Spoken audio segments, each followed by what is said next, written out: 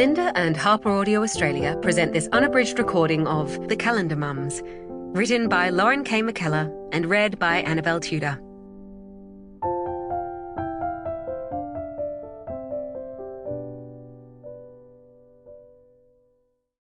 For Airlie, Matilda and Milo, I love you so very much.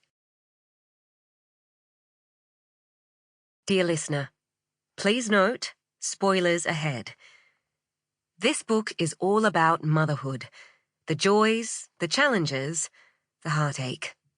While there's a lot of humour and light in the story, just like true motherhood, it also touches on some difficult issues. Loss of identity, perinatal anxiety, infant loss, and, as is the experience of so many Australian women, abuse. It's heartbreaking that, on average, one woman is killed every 9 days by a current or former partner. On top of that, women are at increased risk of experiencing violence from an intimate partner during pregnancy, and leaving is never easy. If we don't start having conversations about domestic violence, we can't break the cycle. The Calendar Mums does talk about abuse, but it also talks about joy. It talks about love, community, and the unbreakable bonds we can forge through motherhood.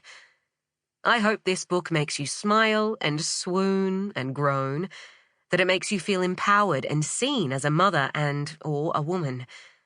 But I hope, too, that it makes the next conversation you have about domestic violence that much easier to broach. I've included a list of resources at the end of this audiobook. If you or anyone you know is experiencing domestic violence, there is help available. Please keep trying. You're stronger than you know. With love, Lauren. 1. The mothers. Mine was peaceful, really calm and just beautiful. His fat little head came out and I swear he ripped my vagina like, what's that Miley Cyrus song again? It wasn't what I expected. Everyone talks about that rush of overwhelming love, and I just didn't feel it. Love is what gets you through. Love, zen, a sense of inner peace and deep breathing, of course. You can never forget the deep breathing.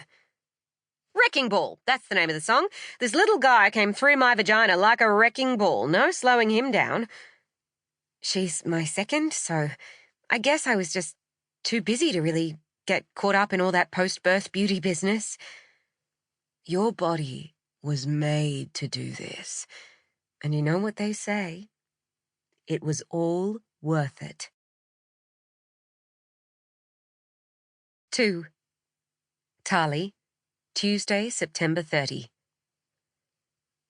It seemed strange that in a room full of women with nothing in common except the dates they'd had sex, should share their deepest, darkest secrets with each other. It seemed even stranger that they were expected to become friends. And yet, there Tahlie was, in a room full of women so different, and yet apparently so alike, ready to share the kinds of details about her body she wouldn't normally spill to her mama. Her beautician, maybe, but she saw a lot of vaginas, and that seemed to broker some of the gap that existed between formality and true intimacy. This morning, we'll continue sharing birth stories. Who wants to go first? Nurse Jane looked around the circle, shrewd eyes glittering under thin-rimmed glasses. I will. A woman seated a few chairs to Tahlie's right waved one hand in the air. Fabulous. Start by introducing yourself and your baby.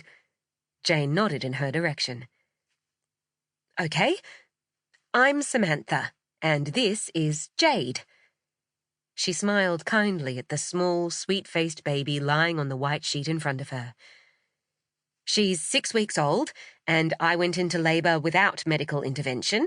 When my contractions were close, 3 minutes apart, which happened after just a few hours, I drove myself to the hospital.